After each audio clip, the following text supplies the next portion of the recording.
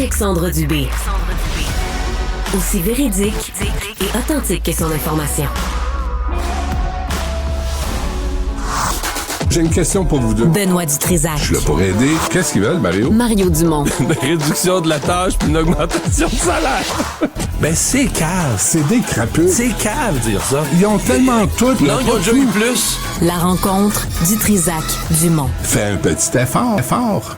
C'est un phénomène qu'on ne reverra probablement pas avant les 50 prochaines années, c'est-à-dire l'éclipse solaire totale.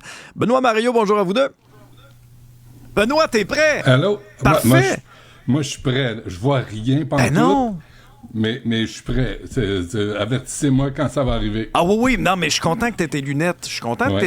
Est-ce que c'est des lunettes sécuritaires, là? As-tu regardé? ISO 12312-2. Certifié, regardez ça, là. J'ai tout fait certifié. Puis j'ai l'air d'un chanteur des années 80 à la Plastique Bertrand. Avec ça. Non, mais Benoît, enlève-les pas. Tu sais que la journée de l'éclipse, il faut que tu gardes tes lunettes toute la journée. Oui. Il y a beaucoup de désinformations qui circulent, là, mais prends pas de chance. Je peux pas conduire avec ça. Mais sérieusement, on a vérifié, hein, c'était de la camelote. Puis pour ceux qui en cherchent, j'en ai 6. T'es vend combien? On va en utiliser 4 aujourd'hui avec les enfants. On va regarder ça. Il m'en reste 2 à $100 chacun. C'est ça qui est bon. C'est raisonnable comme prix. C'est une aubaine. Non, mais Benoît, je sais pas si t'es comme moi un peu là-dessus, mais tu sais, on a beaucoup parlé de ça, puis là, on voit la caricature du ministre de l'Éducation, Bernard Drinville, le ceinture et bretelles, la boîte de souliers, les lunettes, même le loup, ses yeux. Moi, plus on approchait de la date du 8 avril, plus on dirait mon intérêt grandissait, parce qu'il y a eu l'espèce de psychodrame avec les écoles, est-ce qu'on les ferme, est-ce qu'on les ferme pas, mais au-delà de tout ça, on va assister à quelque chose de spécial quand même. Quand même, puis là, on voit dans le journal aujourd'hui, il y a des gens de Boston, il y a des gens de partout qui viennent, soit ici à Montréal, soit en Estrie, soit à Bromont, à Sutton, c'est organisé. Écoute, si on est capable de faire de l'argent avec l'éclipse, tu sais, profitons-en, mais c'est quand même un phénomène, tu sais, puis moi, je sais pas pourquoi, mais ça me fait plaisir de voir les gens s'intéresser à un phénomène naturel. Tu sais, on est loin des Gaulois qui disaient que le ciel allait leur tomber sur la tête. Tu dis, bon, ben, on a évolué un petit peu. On va regarder ça, c'est sûr, mais est-ce que c'est un signe? Je sais qu'Alexandre Moranville en a parlé, mais est-ce que c'est un signe de fin du monde? Alex, pense-y, là. Moi, je pense qu'après-midi, tu sais, j'ai interviewé Benoît Survivaliste la semaine passée, là, il y a 10 jours, qui était prêt à la fin du monde. Moi, je pense que cet après-midi, il y a de gros... Moi, à votre place, je prendrais pas de chance. Allez faire des emplettes chez Costco, surtout le papier cul, puis prévoyez la fin du monde pour aujourd'hui. Ben, Mario, en tout cas, Marjorie Taylor Greene, elle pense que c'est un message de Dieu, là, un message qu'on a prévu il y a longtemps. Vous seriez surpris. Tu sais, je me suis moqué de ça vendredi, de ce message de Marjorie Taylor Greene qui, mais carrément, disait, parce qu'il y a eu un tremblement de terre là, au New Jersey vendredi, puis c'est vrai que c'est une région du monde, il n'y en a pas souvent, mais il y a eu un petit tremblement de terre, pas de dégâts vraiment, mais quand même. Mais là, c'était trop. Là. Un tremblement de terre et une éclipse à l'espace de 3 jours, 4 jours, là, c'était un signe. Dieu parle aux Américains, Dieu demande aux Américains d'être repentants. En fait, la question qu'on s'est posée vendredi avec Alexandre, c'est, mettons qu'en fin de semaine, les Américains avaient été très, très, très repentants. Là. Les églises pleines de gens qui se tapent sur la poitrine. Est-ce que l'éclipse aurait été annulée? Non, mais Dieu... Mais pourquoi? Benoît, Dieu doit être conséquent, non? Là. Pourquoi l'éclipse solaire serait catholique? C'est très colonialiste de ta part, ça, Mario, ça. Ça peut être n'importe quelle religion, là, n'importe quel ami imaginaire. Faisons attention, évoluons comme homme blanc, là. Faut voir les choses différemment aujourd'hui. C'est vrai. Mario, vas-tu faire quelque chose de spécial, toi, pour l'éclipse? Tu vas être sur le point d'entrer en onde, là, mais... Non, mais c'est ça, je vais être une demi-heure d'entrée en onde, mais je vais être avec la gang, je vais aller regarder ça avec la gang à Cube, là, puis j'ai même des lunettes, quelques lunettes en surplus pour des collègues qui seraient mal pris aujourd'hui. Oui. Loue-les, vends-les. Hey, Benoît voulait m'en vendre une paire 100$, là. C'est une aubaine. T'en as pas, Alexandre? Ben non. Ben là, passe à TVA tantôt, je vais t'en donner, après ton émission. Pour Toi, vrai? t'es le premier. T'en réserves une paire. Ah, t'es bien fin. Tu vas être le premier à te faire manger vivant par les zombies, toi, Alexandre. Moi, je suis clairement pas un survivaliste, là. Ah, sacrément. Ta réserve de bines pis de riz, là, tu l'as pas. Non, je suis pas équipé. Mais Mario, tu sais, on a tellement parlé de tout ce qui tourne autour de l'éclipse. Bon, tu sais, là, on ferme toutes les écoles, on ouvre les écoles. Est-ce qu'on rate une belle occasion aussi pour les jeunes? Je trouve qu'il y a quand même quelque chose de beau là, avec ce qui s'organise au Parc Jean-Drapeau, à l'Observatoire du Mont-Mégantic aussi. Tu sais, il y a des gens pour qui là, c'est un moment vraiment historique. Vous savez qu'à Lac Mégantic, là, sur le point de l'Observatoire, il a été au centre là, de l'éclipse de 1932. Et ils sont encore sur l'axe de celle-ci. Donc, 2 dans le même siècle, c'est beaucoup. Mais à Lac Mégantic, au Mont Mégantic comme tel, la prochaine, celle de 2106, elle passe pas là. Ils sont pas dans le corridor. Fait qu'à l'Observatoire du Mont Mégantic, la prochaine éclipse totale est en 2215 ou 2205. Non, mais ça donne juste une idée. Tu sais, t'as un observatoire là, spécialisé à ce genre d'affaires-là. C'est OK, leur prochaine, là, ça sera pas le même personnel en place. C'est dans les années 2200. Et ça nous donne juste une sorte de mesure de la rareté de l'affaire. Moi, je continue à penser, puis là, tu sais, il est trop tard pour roter du sur là-dessus, là, tu sais, les écoles, puis bon, c'est fait, ils ferment. Mais moi, je continue à penser que ça aurait dû universellement, dans les écoles, être une journée spéciale. Quand même les écoles, mettons, des régions là, des Laurentides ou des régions plus au nord qui sont en dehors de la zone là, d'éclipse totale. T'sais, on aurait dû se jumeler avec une école d'une autre région, de la Montérégie, tu sais, puis aller rejoindre les jeunes, puis regarder ça. Moi, je pense que ça aurait dû... Si on avait un système d'éducation vraiment pleinement axé sur l'expérience des jeunes, avec une motivation là, du personnel à dire « Wow, on veut faire des belles choses », on aurait vécu quelque chose de complètement différent. Ça reste l'image d'un système d'éducation un peu blasé où... Bon, là, tu sais, on veut pas être poursuivi, on veut pas de trouble, on veut pas. Fait que, regarde, il y a tellement de pédagogues dans l'horaire. Ils pognent une pédago, mais là, ce jour-là, puis on vient de régler le problème. Mario, c'est plus simple que ça. C'est les transports scolaires qui ont décidé qu'il n'y en aurait pas. Ouais, tout ça. Tu sais, là, tu dis, attends, les chauffeurs d'autobus décident s'il y aura une approche scientifique à un phénomène qui est assez rare. Mais au Québec, nous autres, c'est les chauffeurs d'autobus qui vont décider ça. Ouais, mais en Ontario aussi, puis aux États-Unis aussi. On n'est pas là-dessus, là, on n'a pas été unique. Je regarde ça. En fait, même ailleurs, tu sais, le reportage qui avait été fait par nos collègues du bureau d'enquête, c'est que finalement, ailleurs, la grosse différence, c'est qu'il n'y a pas eu d'école. Ils l'ont annoncé plus longtemps d'avance. Personne n'a chialé. Fait que je sais pas. Là-dessus, là, on est peut-être juste un peu plus allumé. Au moins, on a chialé. Puis il y a quand même des écoles. Soyons positifs, il y a quand même beaucoup d'écoles qui sont restées ouvertes. Beaucoup de centres de services scolaires qui sont ouverts, puis il y a plein d'activités aujourd'hui. Là. Ils sont pas toutes fermées. François Legault, Bernard Drinville qui vont s'y rendre d'ailleurs, qui vont participer à des activités comme ça.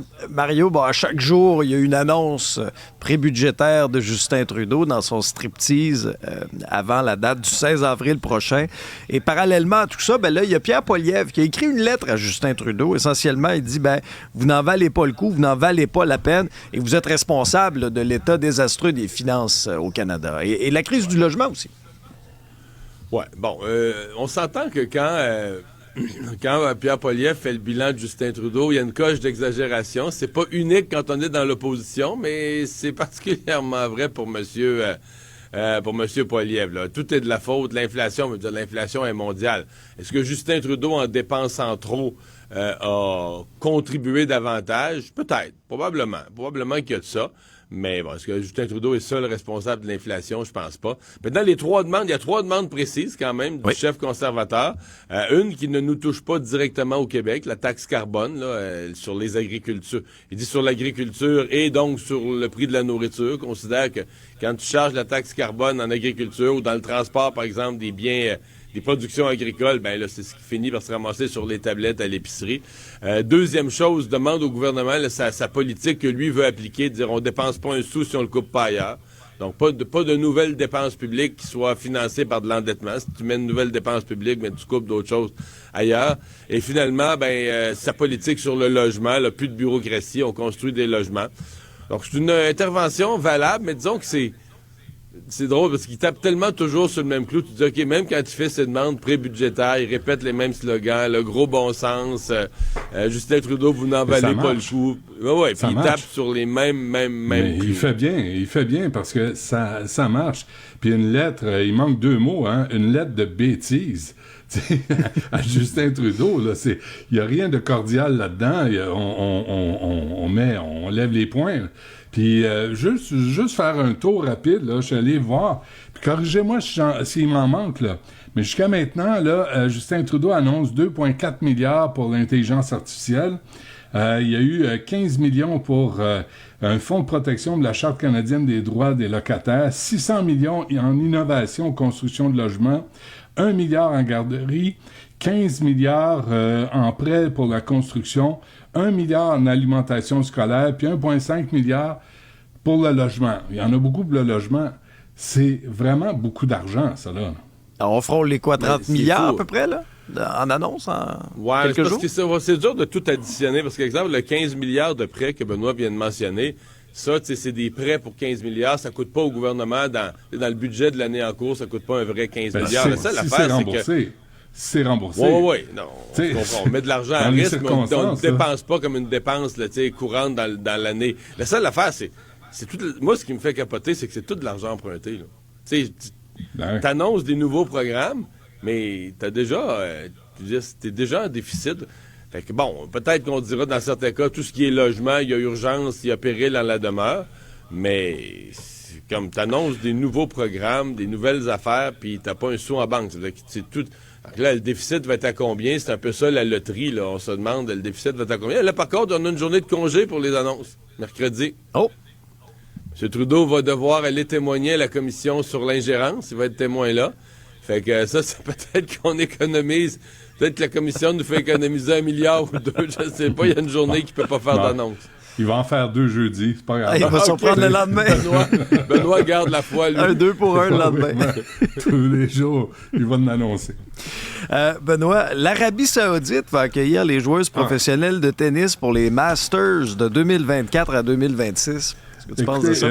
Puis là, évidemment, Chris Evert puis Martina Navratilova, qui sont connues des championnes de tennis, elles sont contre le fait que les joueuses de tennis, le réseau féminin, aillent en Arabie Saoudite pour les 3 prochaines années. Là.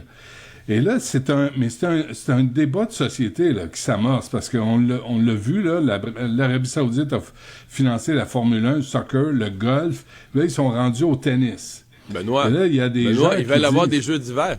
Ils disent qu'ils vont faire un complexe intérieur je joke pas, là, c'est pas une blague. Là.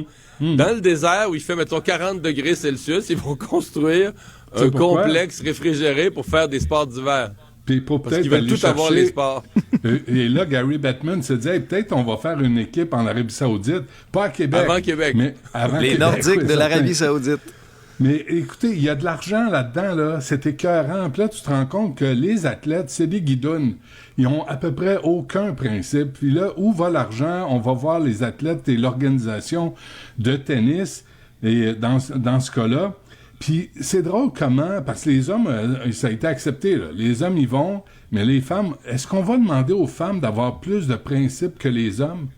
Est-ce qu'on va demander aux athlètes féminins d'avoir plus de principes que les athlètes masculins? Puis c'est ce qu'on est en train de faire. Parce que les athlètes masculins, on n'a rien dit, là. Les joueurs de tennis vont en Arabie Saoudite, c'est fait, c'est réglé. Puis l'autre affaire, c'est que l'Arabie Saoudite promet des bourses équivalentes aux hommes et aux femmes. Alors là, tu sais, c'est comme... Ils ont des arguments pour attirer le monde. L'égalité homme-femme, Benoît, sont intraitables là-dessus en Arabie Saoudite. Ouais, ça, c'est clair. Des premiers de classe. En même temps, il y a un article dans la presse qui expliquait que en Arabie Saoudite, là, on a beau dire qu'il y a eu des réformes, là, tout ça, c'est de la bullshit. La femme, le viol conjugal n'est pas une infraction en le droit saoudien. La femme doit obéir au mari. Je veux dire, quand tu vois ça, là, quand tu sais comment l'Arabie Saoudite traite les femmes, tu sais, parlez-en à Joanne Durocher, là, qui cherche sa fille depuis presque 20 ans, qui est pognée là-bas, elle peut pas s'en sortir sans l'approbation de sa fripouille de son mari. Vraiment, on va aller jouer pour ces gens-là? Il y en a qui acceptent des contrats au gouvernement à l'Arabie Saoudite, là, sans problème de morale. Bref, il va y avoir du tennis en Arabie Saoudite. Peut-être du hockey. Peut-être la prochaine étape. Benoît, on s'aperçoit dans le scandale de l'Office de consultation publique de Montréal, ça a fait couler beaucoup d'encre. On en a beaucoup parlé aussi à cet épisode-là. Mais là, on s'aperçoit, puis ça, c'est le dernier chapitre, qu'à l'interne, là, à partir du moment où les questions commençaient à être posées, puis les demandes d'accès à l'information, on se demandait, coudonc, c'est qui la taupe? Qui coule l'information? Plutôt que de se remettre en question puis de se dire, ouais, est-ce qu'on a abusé un petit peu? Non, c'était qui est la taupe? Quand tu lis, c'est un peu comme l'UPAC, hein? Il voulait savoir qui avait laissé fuir l'information au lieu de s'occuper des crapules. Et là-dessus, pour l'Office de consultation publique de Montréal, tu dis, au lieu de chercher les sources, il aurait dû chercher un prof de français, parce que tu regardes les messages, là, c'est bourré de fautes. Ces gens-là se demandaient qui a fourni les factures de restaurants, le nom des restaurants aux journalistes. Annabelle Blais en parlait. En tout cas, elle est citée c'est elle qui a fait l'article. Puis là, il y a juste 2 chiffres que je veux vous amener ce matin, là. Ils ont dépensé 11 583 $ en gestion de crise. L'argent des contribuables. Encore là, aucune remise en question. Puis ils en ont mis pour 4 600 en frais juridiques. Là, ils sont pris des avocats, puis ils voulaient... Quand t'es correct dans la vie, là, tu cherches pas à gérer une crise, tu cherches pas à te cacher, tu cherches pas à cacher des factures. Quand tu agis comme ça, c'est peut-être parce que tu as quelque chose à te reprocher avec l'argent des autres. Mario? Mais il y a une leçon dans tout ça quand même. Là, est-ce que, au fond, là, est-ce qu'on avait besoin de ça? Est-ce que Montréal avait besoin de ça? Un office de consultation publique permanent comme ça? C'est une leçon à tous les gouvernements. Tu crées des nouveaux organismes, ben, chaque fois que tu crées un nouvel organisme, tu te mets à risque. C'est un tu crées un nouvel organisme, tu vas dire c'est pour une bonne cause, on va consulter. Mais je veux dire, dans la première semaine, là, mettons que même s'ils sont tous honnêtes, la première semaine, ils s'installent des bureaux, ils se prennent tout un compte de cellulaire. Là, ils s'achètent la petite cuisinette, là, ça prend une petite cuisinette avec un toaster, une machine à café. C'est toute une série de dépenses de base, là, fait que t'es sûr que tu peux pas te passer de ça. Puis là, au fil des années, ils s'habituent. Puis là, ils se disent, là, il va falloir aller rencontrer des gens. Ça nous prend un compte de dépenses au restaurant. C'est une petite machine que tu crées, puis cet organisme-là, tu vas dire, ouais, mais là, ça nous coûtera... La première année que tu le crées, tu dirais, ça nous coûtera pas cher. Mais là, pour la deuxième année budgétaire, quand ils viennent pour renouveler leur budget, là, ils vont voir le supérieur là, qui leur accorde les crédits budgétaires, puis désolé, il nous en manque, puis là, ça nous prendra personne. On n'a même pas un service des communications, ça nous prendrait quelqu'un en communication. Donc là, il faudra augmenter nos budgets de 10-15 %. Je vous le dis, là, c'est une roue. C'est pour ça que quand un gouvernement veut couper les dépenses, là, on fait des jokes de hache puis de scie à chaîne, mais c'est quasiment ça. C'est tellement dur, là, parce que t'es dans une machine là, qui génère... C'est une machine qui génère plein de nouvelles idées pour dépenser. Puis toi, tu dis, non, là, on s'en va en sens inverse. Toi, tu t'en viens toi, tu veux dépenser plus, puis moi, je vais t'exiger de dépenser moins. C'est une tâche herculéenne où souvent, puis tu sais, il y a un peu le côté là, des reptiles, là, tu coupes la queue d'un serpent, il en repousse 2, là, tu sais, fait que tu finis jamais par gagner. Pour des gars comme Guy Grenier, là, c'est comme gagner à la loto, ça. Tu pognes un poste comme ça, là, tu n'as à peu près aucune reddition de compte, tu te promènes dans le monde, tu n'as pas de rapport à écrire, tu sais, tu es payé, toutes tes dépenses. Puis là, tu dis, c'est qui ce gars-là? C'est quoi son expertise? Pourquoi lui il travaille là, ou Isabelle Beaulieu, ou un autre? Pourquoi pas un autre? Des gens qui consultent bien. Eh boy, mais ça, plus que gagner à la loto, un job de même, là, avec pension à vie, parle-moi de ça. Mais j'ai eu une idée, Benoît, il aurait quand même peut-être dû se payer un bon lunch à Alexandre avec un spécialiste de la grammaire ou de l'orthographe. Là. Ouais, un prof de français, c'est ça. C'est épouvantable comment il écrit. Ou un party de 8 avec un prof de français, je sais pas. Non, puis dites-vous que si on a eu accès à ces messages textes-là, c'est qu'ils l'envoyaient avec leur cellulaire payé. par l'Office de consultation publique. Donc, ça faisait partie des demandes d'accès à l'information. Si c'est vos cellulaires privés, personnels, vous n'aurez pas accès à ça. Pas fouillé. Mais moi, en trame de fond, puis avec du recul aussi, moi, je réitère, l'Office de consultation publique de Montréal, il y a bien des gens qui ne savaient pas que ça existait avant que ça fasse les manchettes. Puis un des gros dossiers, Mario, là, c'était Camillien Hood. Puis qu'est-ce que la Ville a fait? On est allé à l'inverse. Donc, c'est pareil. Non. Guy Grenier est monté aux barricades, hein? Guy Grenier s'est fâché cette fois-là. Ah oui, hein? Guy Grenier, je sais pas ce qu'il fait dans la vie, Guy Grenier, aujourd'hui. Je sais pas ce qu'ils font dans la vie, ces gens-là. Une fois qu'ils ont eu les culottes baissées en public, là, puis dire, regarde, tu t'es mis les 2 mains dans le pot de biscuits, tu sais, puis c'était même pas tes biscuits à toi. Est-ce qu'ils se trouvent une autre job? Est-ce qu'ils ont une autre job à la ville? Où est-ce qu'ils sont rendus? Mais Mario, toujours plus facile de dépenser l'argent des autres, hein? Tu sais, des chaises à 900$, des écouteurs à peu près ce prix-là. Hein? Ça m'a frappé. Une paire, hein? Parce que moi, je fais attention à mon argent. Moi, quand je vois ça, c'est connu. Vous deux, vous deux. J'entends ça, c'est de la musique. Ouais. C'est clair. Benoît, Mario, merci à vous deux. Bonne éclipse. Salut, bonne éclipse. Mettez vos lunettes. Oui, là, mettez les lunettes, pas. Benoît, là. Même en conduisant, là, oublie pas. C'est vraiment de la cochonnerie, hein, ça tient pas. J'ai un gros nez, moi, hein, ça tient pas, ça. Pourtant, il devrait être bien assis sur une bonne base. Il me semble. On va en mettre 2-3 par-dessus. Prends pas de chance. OK. Bye, les gars.